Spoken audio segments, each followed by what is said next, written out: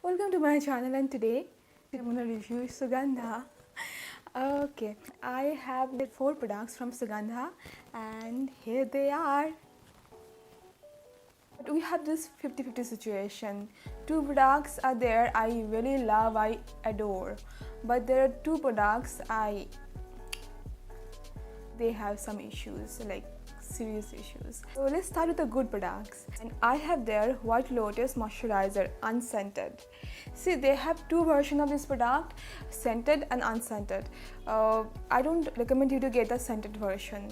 I mean, they're like regular original version. But there's a difference between fragrance free and unscented. Fragrance free means that particular product doesn't contain any masking scents or any fragrance. But unscented means they have used something to get rid of the smell. See, a product, it doesn't mean that it only can have fragrance to have some sort of smell. They can use raw materials or any ingredient that can have smell which we might not like. So to get rid of that, brands use some components that can eliminate the scent. So this product is unscented. Now let's talk about the ingredients. This product has 3% niacinamide and this is the second ingredient. The first ingredient is water.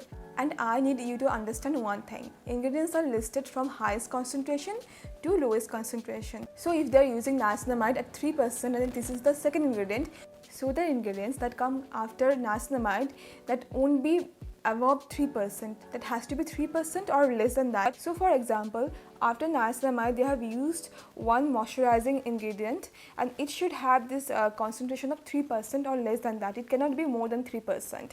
And even they have used White Lotus after that, so it will have 3% or less, not more than 3%. And understand it carefully, this product has 15 ingredients.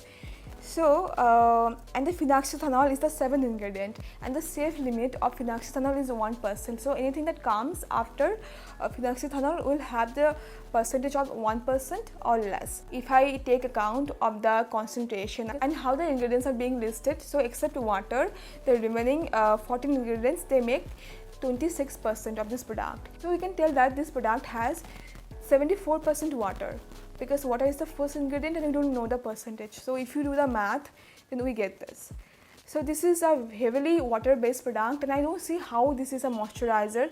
This is a very good serum actually. This is a very good 3% niacinamide serum which can be really good for the beginner, because if you are new to niacinamide, you are starting with 10% niacinamide, your skin might react. So this is a very good percentage to begin with, like 3%. And I love this, how it works on my skin, and it's going to be great for the beginners, because I don't want beginners to start with 10% of niacinamide, it might react. So 3% is a very good percentage to begin with, and I really don't think it's a moisturizer or even a gel moisturizer because of the texture, the formulation. It is a serum, it is a 3% niacinamide serum, and they say it is a White Lotus moisturizer, but White Lotus comes after niacinamide. Even I use this in the morning, at night I use 10% niacinamide, so it is very good because I feel like I'm using 10% niacinamide in the morning and 10% at night. It gets too much, right? The packaging of this product is very practical and efficient. It comes with a palm bottle which is very good and very hygienic. We need just 1 or 2 palms. This product is extremely light because it has like 75% of water and it feels non-sticky on the face, extremely light, and I like it. It didn't irritate my skin. It gives this subtle hydration. It works well under the sunscreen and moisturizers, doesn't peel off. Since it has niacinamide, it can work gently on pigmentation, dark spots. It can soothe the skin. And I'm really liking this product and it is very good, it didn't irritate my skin. It is a serum and I need to use a moisturizer after this, and even I think people with oily skin, they need to follow up with a light moisturizer. I don't think it can provide enough hydration or moisturizer because it has very less amount of glycerin, even lesser amount of sodium hyaluron on it. So it can be a very good low percentage niacinamide serum, but to call it a moisturizer or even a gel, doesn't sit well with me, but I really love this product. Up next we have their niacinamide serum, and this is one of the best niacinamide serums I have tried till date. Doesn't feel sticky, the ingredients list is very good. absorbs very well, has this very nice texture and feel to it, and it has 10% niacinamide. Ingredients are so good. Centella asiatica, then it has green tea. It has very low percentage of sodium hyaluron on it, and they have used phenoxyethanol as their preservative. But I'm just not sure about one thing. See this product, it has this brown color. You can see it, right? It has very light brown color, and I don't know from where this brown tint is coming, because I have used niacinamide serums, green tea serums, even Centella asiatica serums, but none of those products had like this tint. And I have used Centella asiatica serum that had like 50% of Centella asiatica. So I don't know what is giving this brown tint, and they didn't mention adding any color here. I need to tell you one thing. I'm not saying Sugandha is doing it, but if you see a vitamin C serum, not niacinamide serum, I don't know about niacinamide serum, a vitamin C serum has this brown color. Why they add this brown color? Most of the times to cover up the fact that the products can get oxidized, because vitamin C serums can be highly unstable and it can get oxidized. And to cover up the fact, because when it gets oxidized, it gets this color, this brown and very dark brown color. Initially it gets light brown and yellow, then it gets very dark brown. So to cover up the fact, they use this brown tint to it. Vitamin C serums, not all the brands, but some of the brands, they do this trick, because if the product already has this yellow tint or brown tint, we won't know if the product is getting oxidized. So I don't recommend you to use a vitamin C serum that has this yellow or brown color, because if it gets oxidized, you won't be able to tell that. And it's very important, because you shouldn't use oxidized vitamin C serum on your face, because it can do more damage than good. So I don't know about this niacinamide, because niacinamide is kind of stable, it doesn't get oxidized easily, but I don't know from where this brown tint is coming. It can be the raw ingredients or something else. They didn't mention any color there. In this serum, it can be the ingredients or the formulation that is giving this brown tint, but simply I cannot tell what is it. This serum comes in a dark glass bottle, and it has this dropper. We just need 3 to 4 drops of it. This is a highly concentrated formula, so don't overdo it. This feels very light on the skin, doesn't feel sticky at all. It absorbs into skin very quickly, and it is very easy to layer with other products. This formula is fragrance free, and I'm using this every night, and this has been working pretty well. Didn't break me out, I didn't face any skin irritation, and yeah, I think I can switch to this niacinamide serum because it has such a great formula. It feels nice on the skin. I really like this product. Now let's talk about the products I don't like from Sugandha. Is their Centella green tea face wash, and when I got this product, I went to their website and I saw it was fragrance free. It didn't have any essential oils or perfume. But I got this product, now I see it has fragrance. It has the lavender oil and another oil. I'm 80% sure that they didn't list it when I saw this product on their website. I can't prove that because I forgot to take the screenshot. But I'm sure, almost sure, certain that I didn't see it had essential oils. Even I made a video about Sugandha 1 month back or something like that. There I talked that this face wash didn't have any fragrance or essential oils, and I could have missed it out, but there are chances that they might have updated this information recently, because I didn't see this product had fragrance when I checked the website. So I'm very confused. I got this product, it smells like lavender, and lavender is the one ingredient I hate. This is the one essential oil. Can be really irritating, and people ask me, why do I hate essential oils? I don't like essential oils, and this is unfair for me to tell only that okay, I don't like essential oils without explaining it. And I've explained it many times in my different videos, but I can understand that many of you didn't see those videos. So essential oils, people say that it has antioxidant properties and this and that. I get that, but you have to understand, essential oils, this is not only one ingredient. Essential oil, it has at least 30 to 50 components. So some of the components can be good, but the other components are bad for our skin and sensitize our skin. This is a very long subject and I need to make a video addressing this issue very soon, because I feel this is so unfair that I keep on saying essential oils are not that good but without giving proper explanation.